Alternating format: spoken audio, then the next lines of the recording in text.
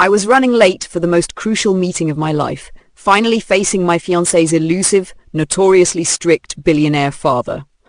On my way, I paused to give my only lunch and my fine cashmere scarf to a shivering homeless man sitting alone on a park bench. When I eventually stepped into the mansion's grand dining room, flustered and behind schedule, I froze. The same homeless man I had just helped was seated at the head of the table. But before diving further, I want to know, where are you watching this story from? Share your own story in the comments and make sure to follow our channel. It helps us bring new, compelling stories your way. Now let's go back to that pivotal day. The invitation was anything but ordinary. It arrived as an email from a law firm, cold and impersonal like an official summons. Mr. Arthur Sterling requested the presence of his son, Mr. David Sterling, along with his companion, Miss Ava Peters, for a formal dinner at his private estate. This was the encounter David had been both anticipating and dreading for the 2 years we had been together. His father was a ghost in the financial world, having built a multi-billion-dollar empire from nothing, only to vanish from public life 10 years ago, retreating into the privacy of his immense walled estate. Everyone said he was brilliant, eccentric, and extremely difficult. He had even disowned his eldest son, David's brother, for marrying someone he considered unsuitable. And now it was my turn. The week before the dinner became an intense lesson in anxiety. David, usually calm and confident, was a bundle of nerves. Ava, you don't understand. This isn't a normal meet-the-parents moment. My father doesn't do ordinary. It's a test. Everything, our wedding, our future, hinges on his approval of you. He had given me strict instructions, a conversational minefield to navigate. Don't mention your non-profit work. He views charity as a weakness. Avoid talking about your family's modest background. Stick to safe topics, art, history, economics. Wear the navy dress I selected and the cashmere scarf. Appearances matter. And whatever you do, he said, eyes wide with fearful insistence, do not be late. Punctuality is a measure of a sound mind in his eyes. On the morning of the dinner, I felt as if I were preparing for a performance, rather than meeting a future relative. I rehearsed safe topics in front of the mirror, pressed the dress and scarf until flawless. My stomach was a tight knot of nerves. I was so focused on passing this absurd, arbitrary test that I almost forgot to be a human being. I chose to take the train to his secluded, affluent town, roughly an hour from the city. David had arrived earlier to prepare. I planned to take a taxi from the station to the estate. But stepping off the train, the day's overwhelming pressure made it hard to breathe. The station was about a mile from the mansion. I decided to walk, hoping to clear my mind and feel solid ground beneath my feet. The streets felt like a world apart, silent and lined with enormous homes behind tall hedges and ornate iron gates. I felt like an intruder, a simple city girl walking through a realm of privilege. On a small, meticulously maintained green bordering the road, I saw him, an elderly man, dishevelled, weary, shivering in the cool afternoon air, utterly out of place in this flawless town. My first instinct, shaped by a week of David's frantic instructions, was to pass him by. Don't get involved, don't be late, don't falter. But then I looked into his eyes and remembered my grandmother's words. The measure of your character is how you treat someone who can do nothing for you. To hell with the test. I approached. Excuse me, sir, are you all right? I asked gently. He looked up, eyes a surprisingly clear blue. Just a bit cold, young lady, he said, voice low and raspy. I seemed to have missed lunch at the shelter. I unwrapped the simple sandwich I had brought for myself and offered it to him. Here, I said. It's not much, but it's yours. He glanced at the sandwich, then back at me, an expression both strange and unreadable crossing his face. Finally, he took it with a quiet nod. Thank you, he said. That is very kind. I noticed him shiver once more. On impulse, I removed the soft, expensive cashmere scarf from around my neck, the one David had insisted I wear. You need this more than I do, I said, gently draping it over his frail shoulders. He looked down at the scarf, then back at me, his sharp eyes seeming to peer right through me. You are a very kind woman, he said. I smiled, wished him well, and then, glancing at my watch, felt a sudden jolt of panic. I was now unquestionably going to be late. My heart pounded with a new uneasy anxiety. I had already failed the test before stepping through the door, unaware that I had just passed the only one that truly mattered. I left the elderly man on the park bench, his thankful smile doing little to calm the rising tide of my own panic. Checking my watch, 5:12 p.m. 12 minutes late for the most critical and terrifying meeting of my life. I practically sprinted the last quarter mile, my sensible heels sinking into the manicured grass along the private road. The Sterling estate gates loomed even larger up close, twin wrought-iron giants, a golden S elegantly integrated into the metalwork. I pressed the intercom button, my voice trembling slightly. "Eva Peters, here to see Mr. Sterling." A long, silent pause hung like a judgment, then a mechanical buzz as the gates slowly swung open. The driveway unfolded like a ribbon, perfectly paved, lined on both sides with a forest of towering ancient oaks. It felt less like a driveway and more like a private national park. At its end, the mansion appeared, not merely a house, but a statement. A vast three-story stone masterpiece of classic design, wings extending like a predatory bird, and dozens of tall, dark windows seeming to watch me with unblinking scrutiny. On the top of the grand stone steps, beneath the imposing portico, stood my fiancé. David's face bore no smile. He paced like a caged animal, phone clutched in hand. Seeing me, his already pale face hardened into raw, unfiltered anger. "Ava, where in God's name have you been?" he hissed, voice low and furious, grabbing my arm. "You are 17 minutes late. 17. He despises tardiness. I told you how important this was. This is a disaster. A complete, utter disaster. I'm so sorry, David," I gasped, breathless from running. "I was walking from the station and saw an old man on a park bench. He was cold and hadn't eaten, so I had to stop." His eyes widened in stunned disbelief. "An old man?" he repeated, horrified. "A homeless man? And you were late to a meeting with my reclusive billionaire father? A meeting that could determine our entire future, because you stopped for a homeless man?" "I didn't chat," I said, defiance flickering through my anxiety. "I gave him my sandwich. He was hungry, David." Then his gaze fell on my neck. His face, already a mask of fury, twisted further. "And where," he asked, voice dropping dangerously, "is your scarf? The cashmere one I bought specifically for this meeting?" I gave it away," I whispered. He was cold. "You gave it away?" he squeaked, voice choked with incredulity. "A $700 scarf to a bum? Ava, what is wrong with you?" Do you know what is at stake tonight? This isn't a game. This isn't one of your charity projects. This is my father. He judges everything. Your look, your words, your dress. And you arrive late, flustered, without the one respect. Words struck like a series of small, sharp slaps. He wasn't worried about me, not truly angry, terrified. A frightened boy seeking approval from a father he barely knew.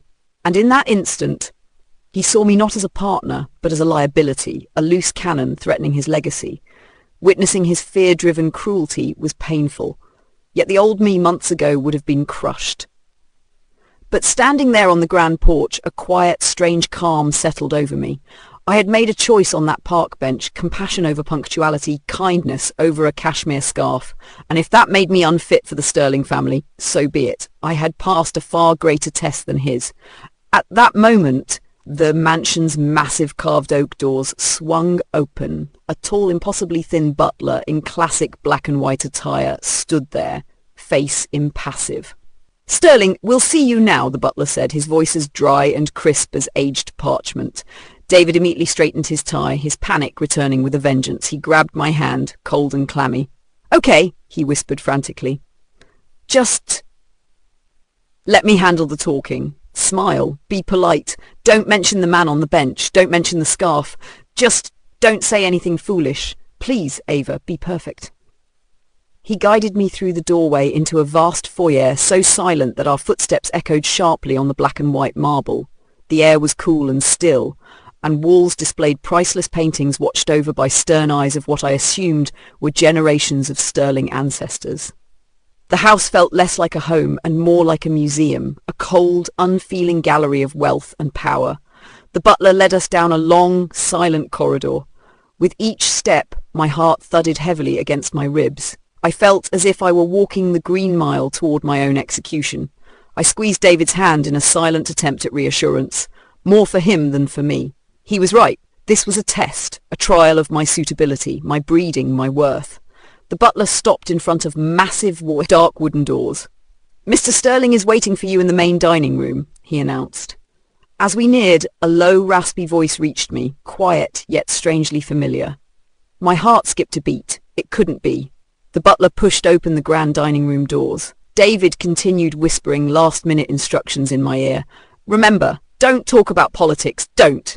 But I wasn't listening. My gaze locked onto the single man seated at the far end of the table, a lone place setting before him. It was him, the man from the park bench. The butler, impossibly tall and thin, moved like a shadow as he opened the doors, revealing a room of baronial splendour. A single, long mahogany table, polished to a mirror-like shine, stretched the room's length. A grand crystal chandelier, unlit, hung from the vaulted ceiling like a captured constellation. At the far end, in a high-backed chair resembling a throne, sat a solitary figure. David continued whispering panicked directions, firm handshake, eye contact, don't mention your work, but his words faded into meaningless noise. I wasn't listening. I barely breathed, my entire focus on the man at the table's end. My mind raced in denial. It's not him, I told myself. It can't be him, just a coincidence, an old man in tattered clothes. But then he moved. He lifted a hand to adjust something around his neck. I saw it draped over the shoulders of his worn jacket, my cashmere scarf, the one I had given away only an hour ago. I froze, my body turning to ice. David, realizing I was no longer beside him, stopped whispering. "Ava, what is it? What are you staring at?"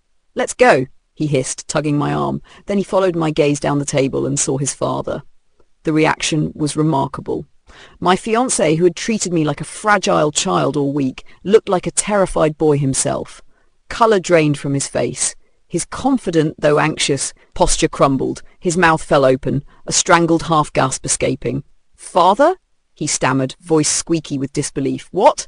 What are you doing? What are you wearing? Are you unwell?" The man at the table did not answer. He did not even glance at his son. His eyes, the same clear, intelligent blue I had seen on the park bench, were fixed on me. And he smiled, warmly, genuinely, with a familiarity that left no doubt. "Welcome, Ava," he said, his raspy voice gentle. "Please come in.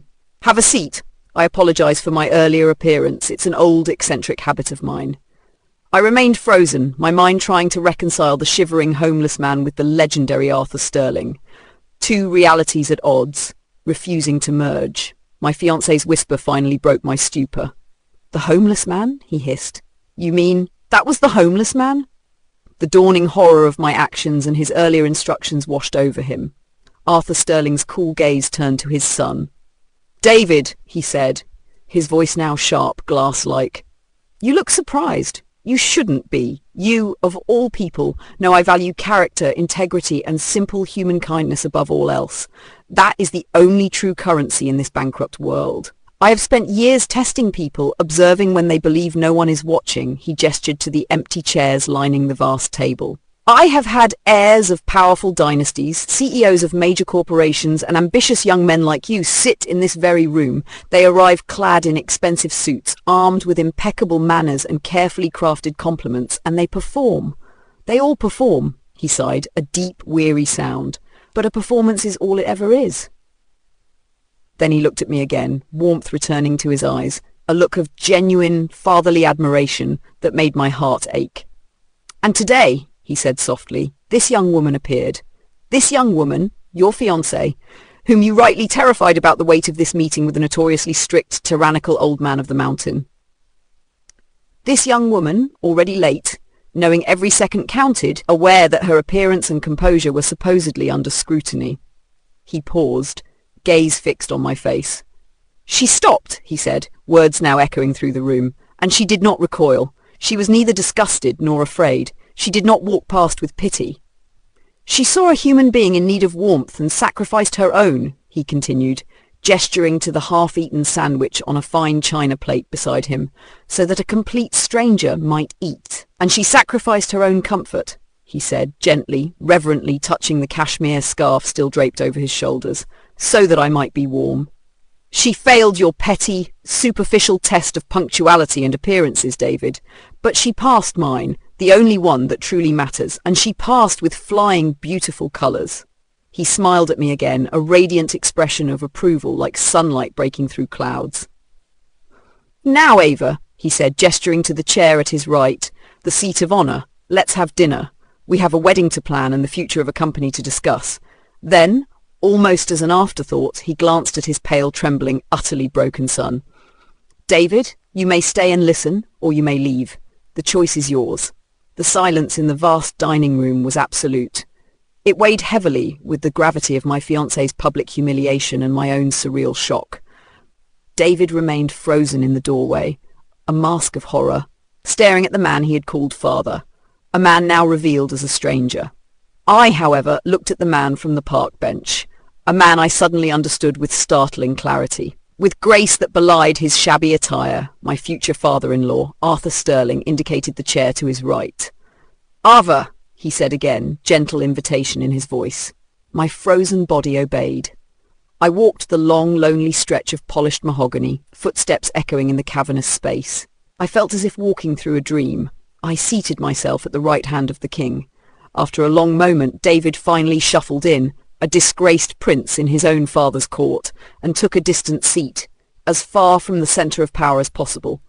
The silent butler entered on cue, pushing a silver serving cart. He served the first course of what I realized would be the most awkward dinner of my fiancé's life. Conversation, when it began, was not between father and son. It was between Arthur and me. David remained a ghost at the far end, pushing his food silently. Arthur, my eccentric, terrifying and surprisingly gentle father-in-law, ignored him completely. He focused solely on me. He asked no questions about my finances, education or family status. He asked about me, about the book I was reading, about my work at the inner-city non-profit, a job David begged me not to mention. I answered honestly, gaining confidence with each sentence. I told him about the community garden, the kids I mentored. He listened with genuine, intelligent interest, asking sharp, insightful questions. I spoke of my childhood, my parents, a teacher and a nurse who raised me in a small book-filled house with love but little money. I shared the values they instilled, the importance of kindness, the dignity of service, the responsibility to care for one another. "They sound like good people," he said. "They raised a remarkable daughter." Between the main course and dessert, he reached up and gently unwrapped the cashmere scarf from his shoulders, folded it neatly. "I believe this belongs to you," he said, eyes twinkling. He handed it back, still warm. "Thank you," I whispered. "It is a great comfort." The dinner was quiet, profound and deeply personal, and as we spoke I understood. He wasn't merely getting to know me, he was showing his son, in the clearest and most devastating way possible, what he had failed to see in me himself. My humble background, compassionate nature and modest job, the very qualities David had urged me to hide, were what his father valued above all else. When the meal finally ended, Arthur escorted us to the door. For the first time that evening he addressed his son. "You have a remarkable woman here, David," he said, voice quiet but resolute. "Do not make the mistake of underestimating her or her values ever again. Your place in my company and in my life is secure, not because of your own actions tonight, but because of hers. Now, go home and be the man she deserves." The car ride back to our apartment was heavy with silence. David drove, eyes fixed on the road, face pale and grim with shame. I did not know what to say. This was not a victory over him. We had simply survived his father together. Once back in the modest comfort of our living room, he finally broke. He collapsed onto the edge of the sofa, his body racked with a shame so deep it hurt to watch. He apologized, not just for his behavior on the porch that day, but for the entirety of our 2-year relationship, for his cowardice, for his constant obsession with his father's approval, for the fleeting moments he had tried to mold me into someone I was not. It was the most honest, vulnerable I had ever seen him. And in that moment, I knew our relationship was not ending. It was only beginning. Our wedding 3 months later was small, quiet and beautiful. It did not take place at a country club, but in the sunlit garden of my parents' home, and Arthur Sterling attended. He was not dressed as a homeless man. He wore a finely tailored suit, yet around his shoulders, draped like a medal of honor, was my cashmere scarf. He was no longer the frightening reclusive billionaire. He was simply my father-in-law, part of my family, as I stood there exchanging vows with David, a man renewed, humbler and infinitely more deserving. I thought about the nature of tests. I had entered that estate terrified of failing my fiancé's superficial test of appearances. I had failed spectacularly, yet in doing so I had passed the one test that truly mattered. My vindication did not lie in wealth or social standing. It lay in the quiet, profound realization that true worth is never measured by what you own, whom you know, or how you appear. It is measured solely by the kindness you show to a stranger on a park bench when you believe no one is watching. An utterly beautiful story about the power of kindness and a test of character with the highest stakes. What do you think of Arthur Sterling's unconventional method? Share your thoughts in the comments below. If this story touched you, show your support by hitting the like button and be sure to subscribe for more heartwarming, satisfying tales. Click the notification bell so you never miss an upload. Thank you for watching, and we'll see you in the next story.